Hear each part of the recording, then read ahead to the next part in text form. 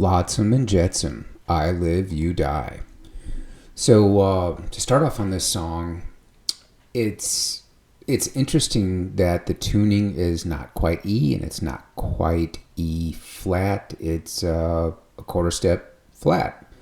And one of the other interesting ironies, and you probably won't be playing through a pod, but mine's got a built-in tuner. And the funny thing is right around E flat, it stops reading. It just goes blank. Or right around E flat by a quarter step, it goes blank. So be forewarned. One of the great things on this song is when you start off, it's got basically the open E power chord, so it's pretty easy to tune it. So just know that you're going to be a quarter step flat. What to say about this song? The tone is quite unique, and the plain undoctored crunch of metal of the era wasn't what they did in this album. There was some chorus, maybe even a little bit of flange, and there was it's really surprising that the individual notes didn't get washed out and that they were able to pull off the tone. So as you'll notice, as you start digging in, it'll have its own unique tone, probably through the whole album. It's been a long time since I've listened to the whole album. I just kind of jumped in and focused on this song, this go round. So let's get into a discussion on the riffs. The first riff, I put in some counting. You'll see some numbers: 1, 2, 3, 4, 1, 2, 3, 4, and then so that'll kind of help you jump in and hit it on time. And then after you've played it many times, if it takes you many times to learn a song like it does me, you'll just have the feel and you won't have to count it.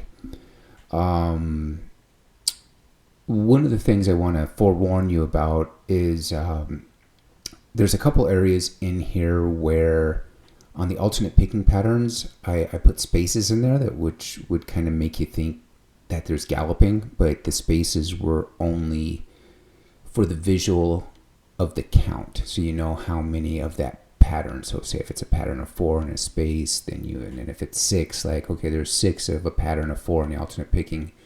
That's why I put the space in.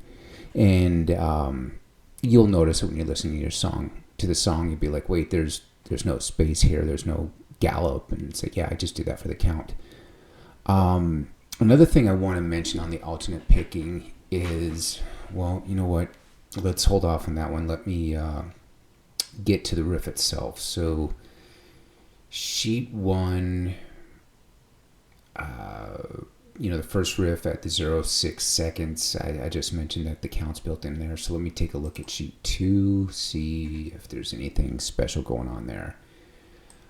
Yes. So on sheet 2, at the 1 minute and 4 second mark, I guess I want to tell you that for me it sounded like butt for a long time, and it's because I needed to get the dexterity to play it. If it's hard for you, stick at it. Most likely it'll click. Somehow it kind of clicked for me, but yeah, I sounded like butt on that for a long time.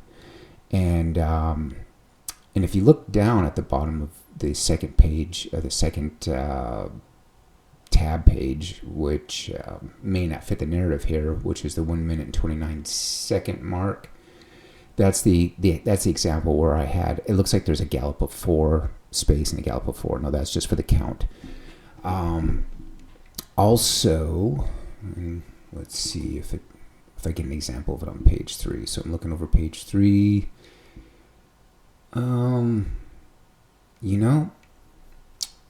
If you look at 1 minute and 33 seconds, I don't have the song in mind. It's been a while since I've transcribed this, but I think this is it.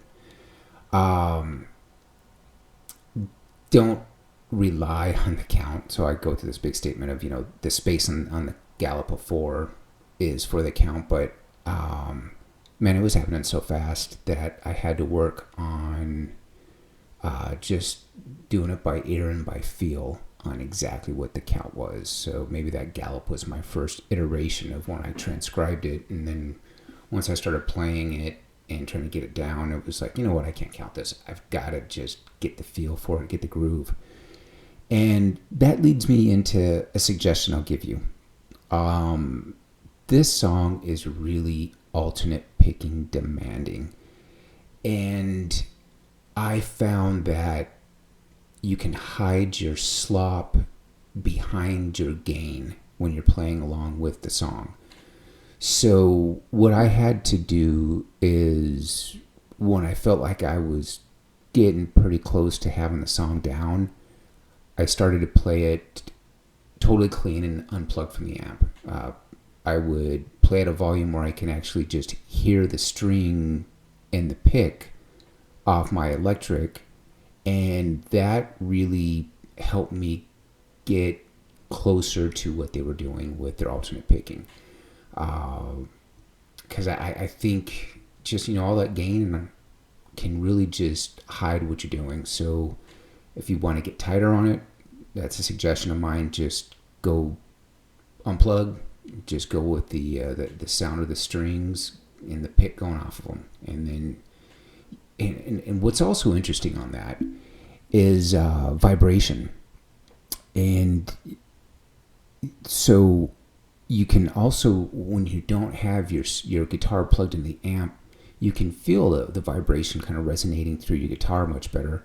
So with that vibration resonating through the guitar, and then you can just hear the strings and the pick noise, for me it turned out to be a pretty effective tool to helping improve my alternate picking and accuracy on this song. So I plant that seed with you. So I'm going to take a look at page 4, see if there's anything to talk about there. Looks like more of the same. And a lot of the stuff does repeat on these sheets. So let's take a look at page 6 now. On to 7. 7's getting right into kind of the interlude pre-solo. So that it's going to get kind of interesting on page 8. So there's a little interlude that you're well into by the 2 minute and 51 second mark. Maybe your dexterity will be better than mine, but mine was pretty sloppy for a while there. But after a while, it kind of started clicking. And they did a lot of like triplets with the thinner strings, and I've always kind of found that challenging because they flex a little more. So if it is a challenge for you, don't get discouraged. You'll learn to compensate, or not compensate, but you'll just kind of build a muscle memory for it. I did try a couple things on this, or one other thing is I tried to go with a heavier pick, and the heavier pick was kind of a nice learning tool, but it wasn't giving enough flex for me for my accuracy on the triplets. So it seemed like just switching between the picks was helpful in building the right hand dexterity. Give it a shot if you're struggling with it. Kind of go from kind of a medium heavy to maybe like a medium light, and spend some time on each one, get kind of comfortable with each one, and then drop down the light and see if that gives you kind of some more accuracy in your right hand picking. Maybe it won't, but it worked for me. So let's take a look at page 9.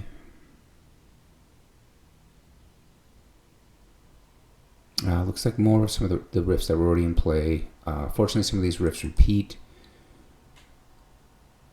And page 10, nothing too new there. Same with 11. Let's take a look at 12.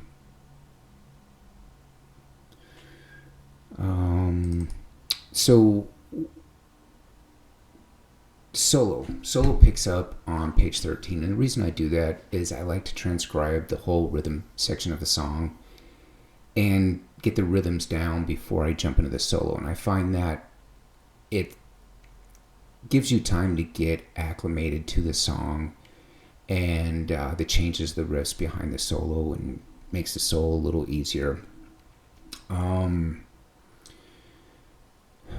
What else to say about this? Oh, so I would say this is 1/3 out of the total solo, roughly.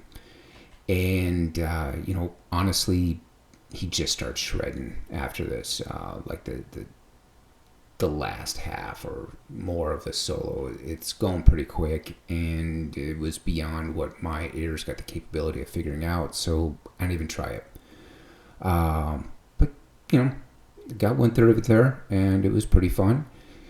And let's take a look at the last page and if there's anything special to talk about on a solo.